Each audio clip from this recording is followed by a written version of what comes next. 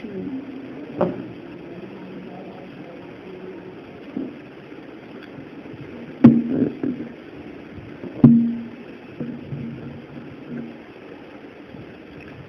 शांति, ओम शांति, ओम शांति।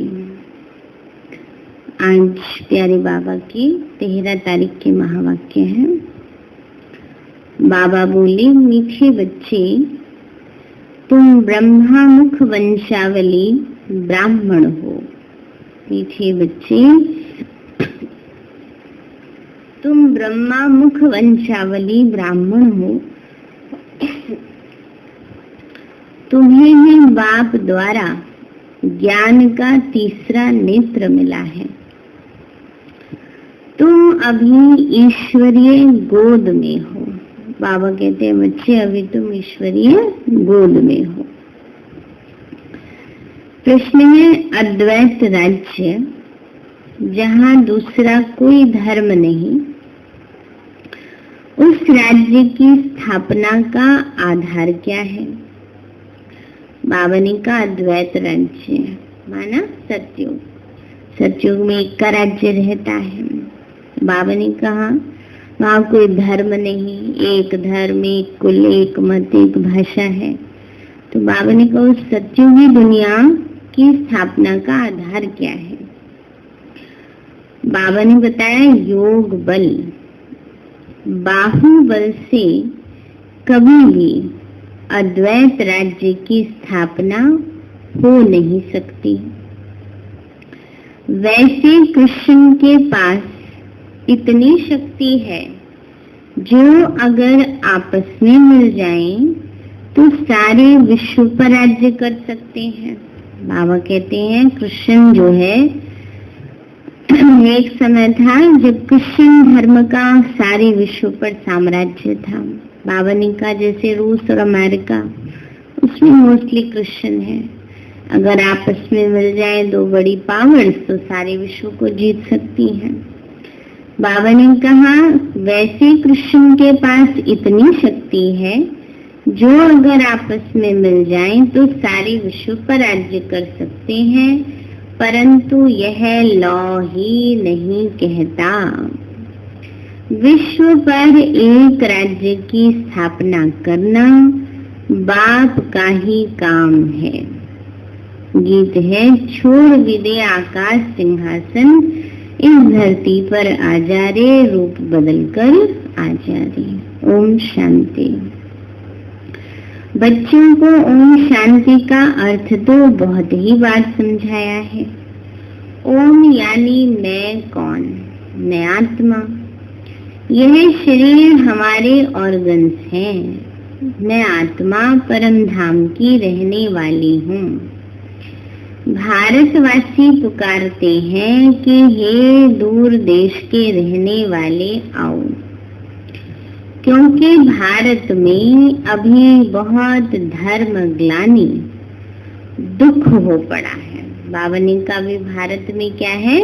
धर्म ग्लानि है, दुख हो पड़ा है। आप फिर से आकर गीता का उपदेश सुनाओ। गीता के लिए ही कहते हैं, शिव बाबा आइए, क्योंकि वह सबका बाप है। कहते हैं, भारतवासियों पर फिर से परछाया पड़ा है ना। बाबा ने कहा, कहते हैं, भारतवासियों पर परछाया पड़ गया। किसका? माया का, 5 विकारों का,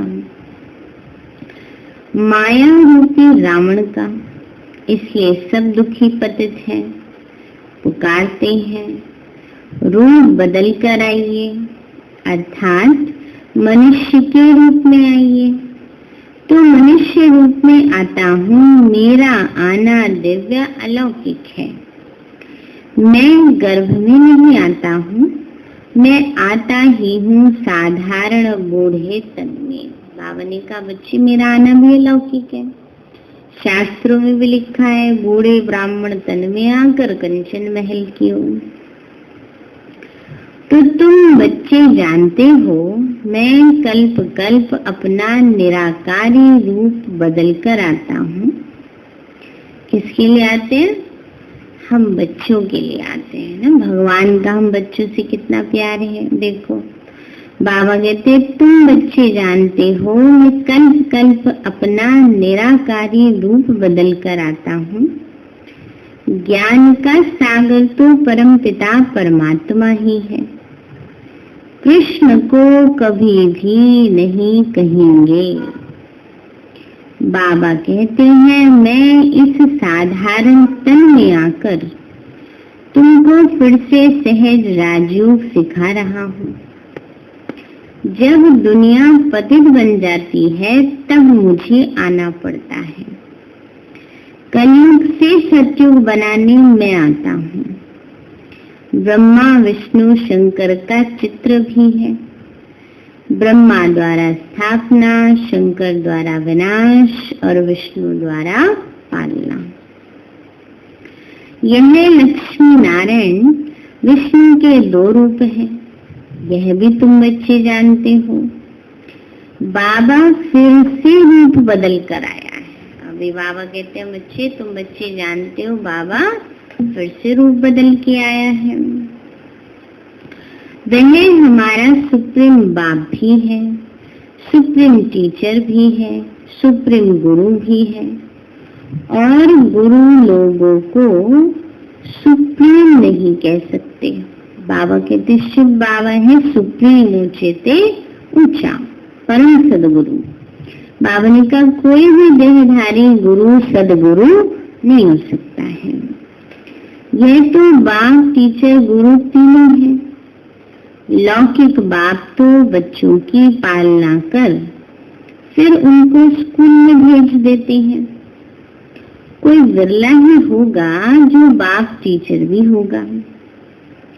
ये ही कह न सके सब आत्माएं ही मुझे पुकारती हैं, गॉड फादर कहती हैं, तो वह आत्मा का फादर हो गया। यह गीत भी भक्ति मार्ग का है। सत्युग में तो माया होती ही नहीं जो पुकारना पड़े। वहां तो सुख ही सुख है। तुम बच्चे जानते हो 5000 वर्ष का चक्र है। आधा कल्प सत्युग त्रेता दिन और आधा कल्प है द्वापर कलयुग रात। तो तुम ब्रह्मा मुख वंशावली ब्राह्मण हो। ब्रह्मा का अथवा तुम ब्राह्मणों का ही दिन रात गाया जाता है। दिन और रात का ज्ञान भी तुम बच्चों को है। बाबा कहते ये कोई हद का दिन रात नहीं है, ये बेहद के दिन रात की बातें हैं।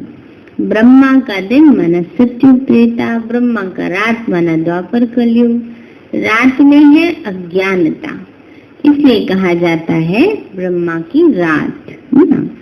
फिर बाबा कहते हैं कई बारी बाबा ने समझाया कि ब्रह्मा की रात कहा जाता है, विष्णु की रात नहीं कहते, क्योंकि ब्रह्मा के रूप में ज्ञान है, विष्णु के रूप में ज्ञान नहीं होता है।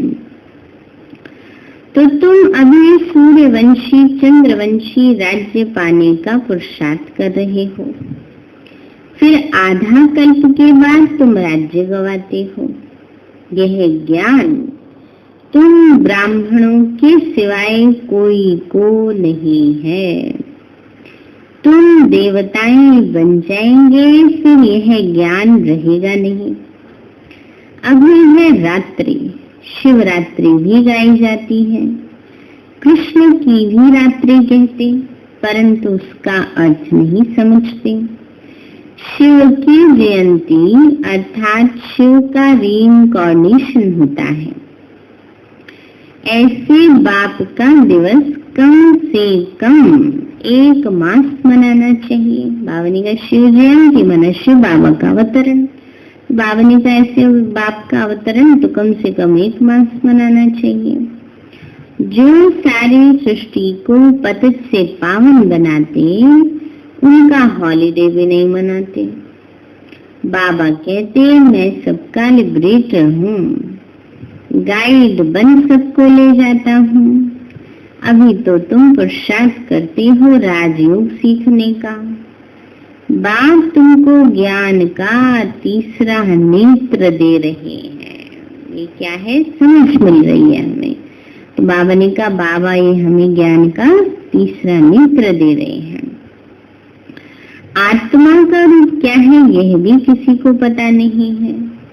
बाबा कहते हैं तुम आत्मा ना ही अंगुष्ठे मिसल हो ना ही अखंड ज्योति मिसल हो। बाबा ने कहा पहले क्या ज्ञान था कि आत्मा अंगुष्ठे मिसल होती है, इतनी बड़ी आत्मा अंगूठी के समान। अब बाबा कहते हैं आत्मा तो बिल्कुल ज्योति बिंदु है ना, अखंड ज्योति कोई बहुत बड़ी लौ है।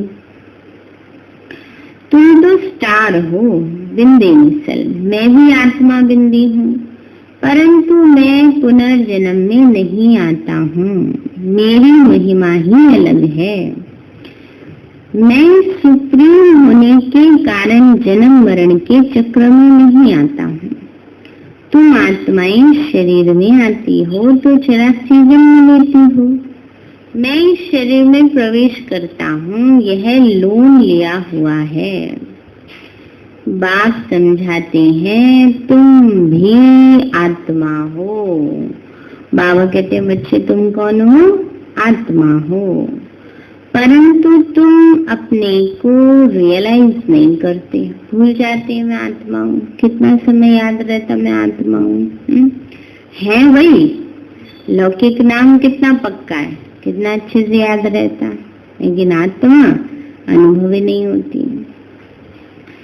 आत्मा ही बाप को याद करती है, दुख में हमेशा याद करते हे भगवान, हे रहम दिल बाबा रहम करो। रहम मांगते हो। बाबा कहते हैं बच्चे रहम मांगते हो।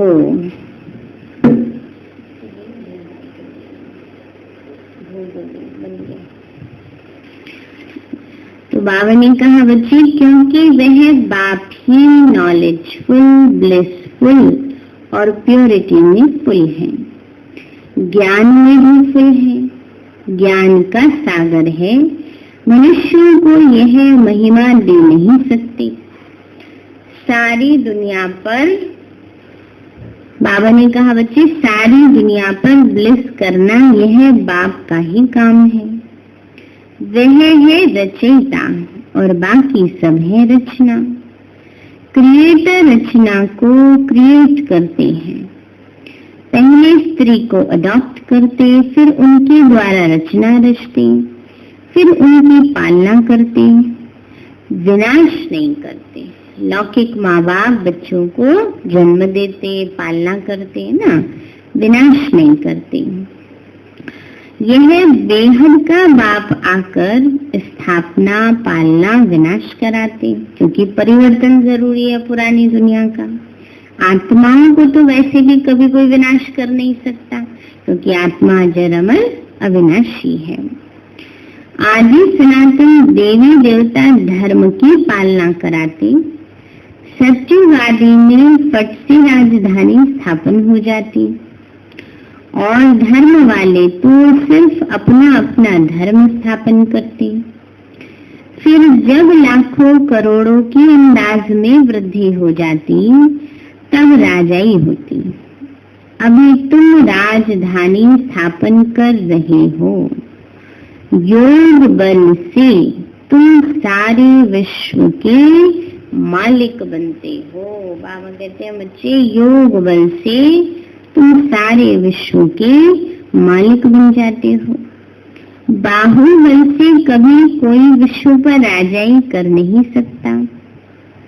बाबा ने समझाया है कृष्ण में इतनी ताकत है, वह आपस में मिल जाए तो सारे विश्व पर राज्य कर सकते हैं। बाबा कहते हैं बच्चे अगर कृष्ण आपस में मिल जाए तो सारे विश्व पर राज्य कर सकते हैं।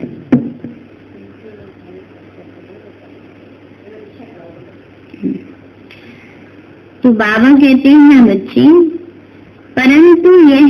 परंतु बाहुबल से विश्व पर राज्य पाए यह लौ ही नहीं कहता। ड्रामा में यह कायदा नहीं है जो बाहुबल वाले विश्व के मालिक बने। बाबा ने कहा ड्रामा में नियम नहीं है। बाप समझाते हैं विश्व की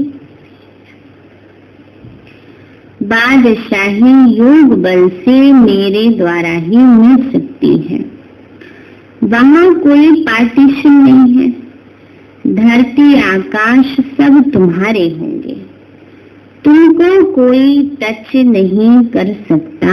बाबा कहते हैं बच्चे सब धरती आकाश तुम्हारे होंगे, कोई तुमको टच नहीं कर सकता। उनको कहा जाता है अद्वैत राज्य। यहाँ है अनेक राज्य। बाप समझाते 5000 वर्ष बाद तुम बच्चों को यह राजयोग सिखाता हूँ। कृष्ण की आत्मा अब सीख रही है। कृष्ण पहला नंबर प्रिंस था। वह इस समय 84 जन्म के अंत में आकर ब्रह्मा बने हैं। यह बच्चों को समझाया है सृष्टि का चक्र कैसे फिरता है। बाप फिर से स्वर्ग की स्थापना कर रहे हैं। अनेक धर्म विनाश होने हैं जरूर। एक धर्म की स्थापना हो जाएगी तो भारत ही 100% साल्वेंट धर्म श्रेष्ठ था। देवताओं के कर्म भी श्रेष्ठ थे, उन्हीं की भी महिमा गाई हुई है। बाबा ने कहा धर्म श्रेष्ठ और कर्म श्रेष्ठ दोनों स्थितियां होती हैं। देवी देवताओं के कर्म भी श्रेष्ठ होते हैं और धर्म माना धारणाएं भी श्रेष्ठ होती हैं। अभी मनुष्य क्या बन गया? धर्म भ्रष्ट, कर्म भ्रष्ट बन गया है। तो बाबा ने कहा उनकी महिमा गाई हुई है सर्वगुण संपन्न 16 कला संपूर्ण। पहले पहले पवित्र थे, अभी पतित बनी है।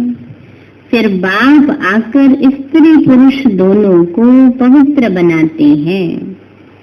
रक्षा बंधन का उत्सव इतना क्यों मनाते हैं, यह कोई को भी पता नहीं है। बाप ने ही आकर प्रतिज्ञा ली थी कि अंतिम जन्म में तुम दोनों पवित्र रहो। सन्यासियों का तो धर्म ही अलग है। बाबा कहते रक्षाबंधन क्यों मनाते? क्योंकि बाबा आकर सबको पवित्रता की राखी बांधते हैं। तो बाबा ने कहे तो जानते नहीं हैं। बाबा ने कहा कि सन्यासियों का तो धर्म ही अलग है, क्योंकि वो तो पावन बनने के लिए घर बार छोड़ जाती हैं। ज्ञान भक्ति और वैराग्य यह तुम्हारे लिए है। तुमने देखा होगा पादरी लोग चलते हैं तो आंखें एक तरफ रहती हैं और किसी की तरफ देखते नहीं, मैंने दृष्टि एकाग्र। कईयों की आदत क्या होती है, बैठे रहेंगे कभी इधर देखेंगे कभी इधर देखेंगे ना। तो क्या है, चंचलता होती है दृष्टि में, कौन आ रहा है कौन जा रहा है, इधर क्या हो रहा है उधर क्या हो रहा है।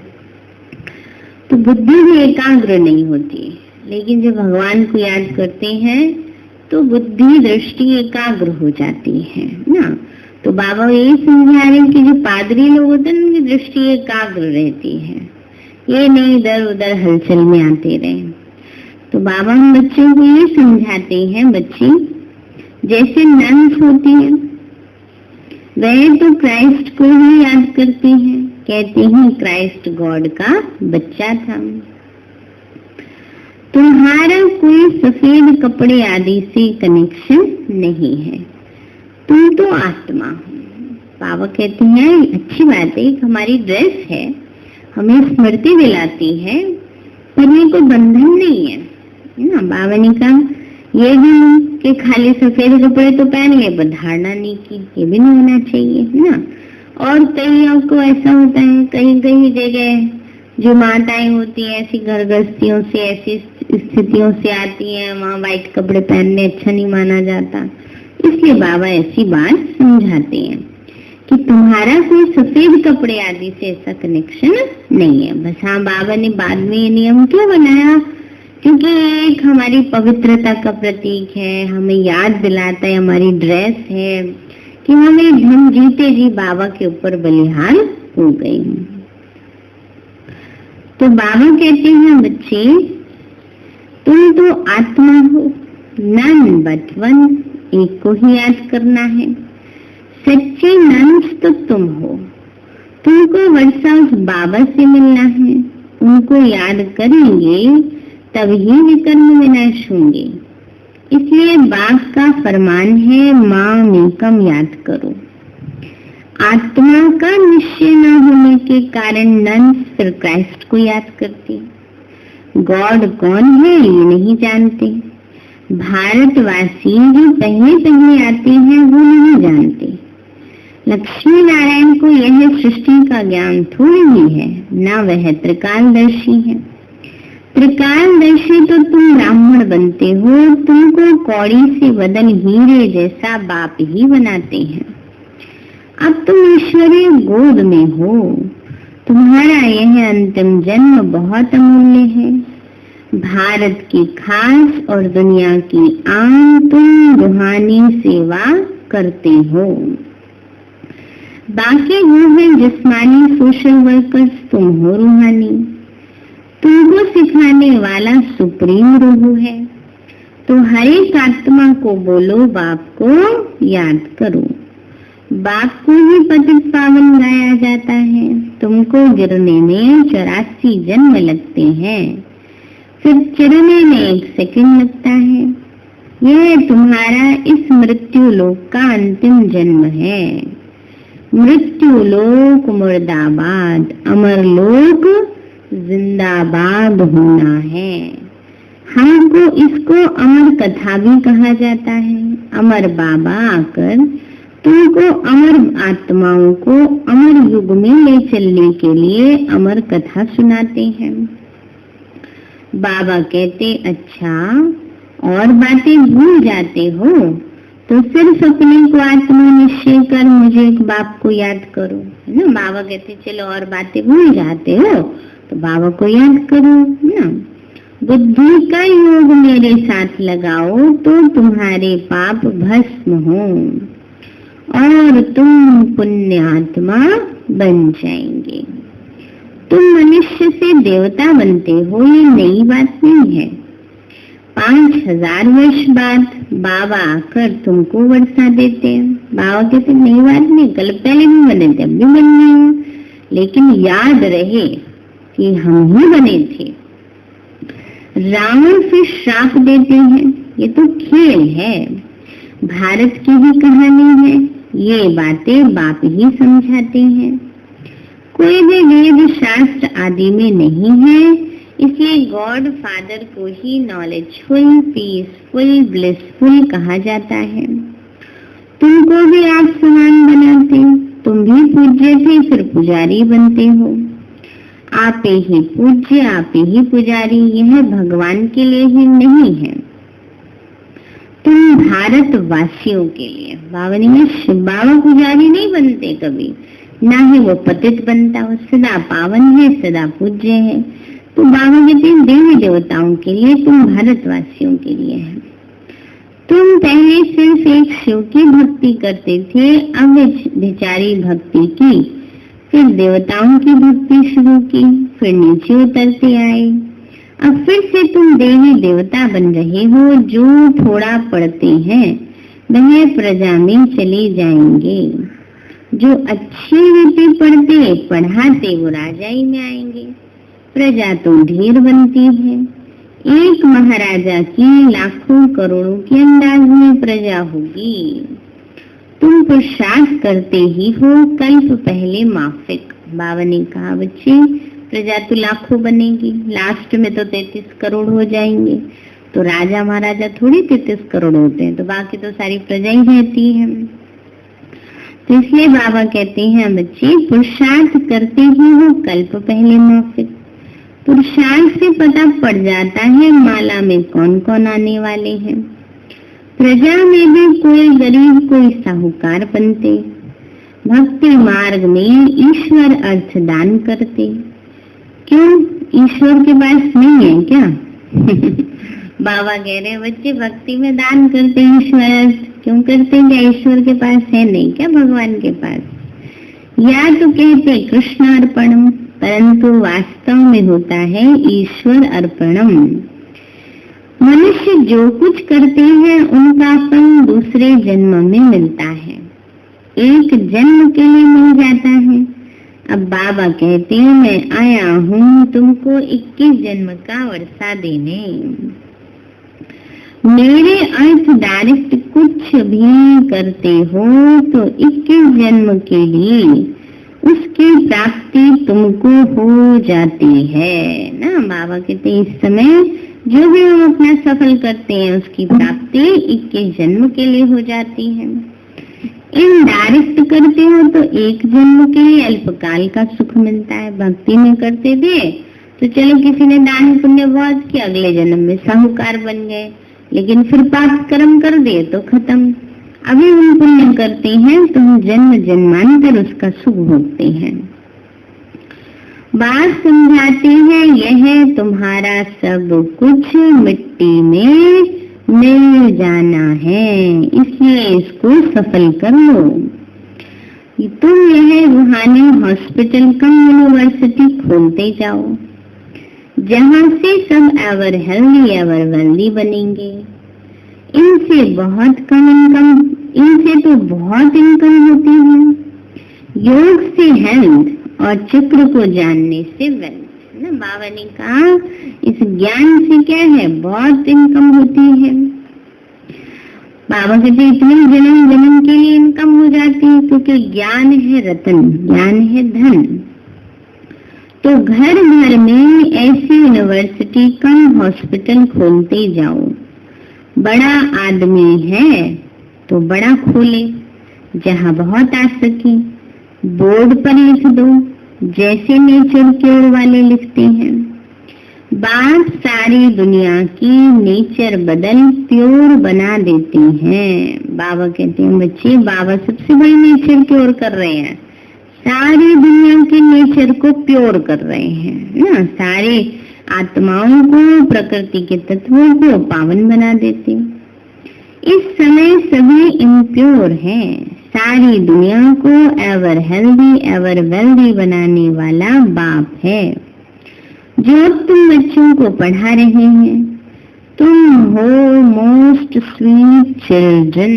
बाबा कहते तुम क्या हो, मोस्ट स्वीट चिल्ड्रन हो, मीठे बच्चे हो। अच्छा मीठे मीठे सिक्के लदे बच्चों प्रति दादा का याद प्यार और गुड मॉर्निंग। रूहानी बाप की रूहानी बच्चों को नमस्ते। रूहानी हम बच्चों की रूहानी माता पिता बाप दादा को नमस्ते नमस्ते। बाबा नमस्ते। धारणा के लिए मुख्य सार है, पहला पॉइंट, अपने इस अमूल्य जीवन को रूहानी सेवा में लगाना है। खास भारत और आम सारी दुनिया की सेवा करनी है। दूसरा है अपना सब कुछ सफल करने के लिए डायरेक्ट ईश्वर अर्थ अर्पण करना है। रूहानी हॉस्पिटल और यूनिवर्सिटी खोलनी है। बाबा ने कहा बच्चे सब ईश्वर अर्थ अर्पण करना है, सफल करना है। वरदान दिया बाबा ने संपूर्ण समर्पण की विधि द्वारा सर्वगुण संपन्न बनने के पुरुषार्थ में सदा विजयी भव। संपूर्ण समर्पण की विधि द्वारा सर्वगुण संपन्न बनने के पुरुषार्थ में सदा विजयी भव। बाबा बोले संपूर्ण समर्पण उसे कहा जाता है जिसके संकल्प में भी बॉडी कॉन्शियस ना हो, ना जरा भी देह का भान ना हो, वो है संपूर्ण समर्पित। अपने देह का भान भी अर्पण कर देना, मैं फलानी हूँ, यह संकल्प भी अर्पण कर संपूर्ण समर्पण होने वाले सर्व गुणों में संपन्न बनते हैं। उनमें कोई भी गुण की कमी नहीं रहती। जो सर्व समर्पण आकर सर्वगुण संपन्न व संपूर्ण बनने का लक्ष्य रखते हैं तो ऐसे पुरुषार्थियों को बाप दादा सदा विजयी भव का वरदान देते हैं, जो सबको समर्पण करके सर्व गुणों से संपन्न बनने का लक्ष्य रखते हैं। तो बाबा भी उन्हें विजयी भव का वरदान देते हैं। स्लोगन है, मन को वश करने वाला ही मन मना भव रह सकता है। मन को वश में करने वाला ही मन मना भव रह सकता है। सार है मीठे बच्चे, तुम ब्रह्मा मुख वंशावली ब्राह्मण हो, तुम्हें बाप द्वारा ज्ञान का तीसरा नेत्र मिला है, तुम अभी ईश्वरीय गोद में हो। प्रश्न है, द्वैत राज्य जहाँ दूसरा कोई धर्म नहीं, उस राज्य की स्थापना का आधार क्या है? बाबा बोले, योग बल। बाहुबल से कभी भी अद्वैत राज्य की स्थापना हो नहीं सकती। वैसे कृष्ण के पास इतनी शक्ति है जो अगर आपस में मिल जाए तो सारे विश्व पर राज्य कर सकते हैं, परंतु ये लॉ ही नहीं कहता।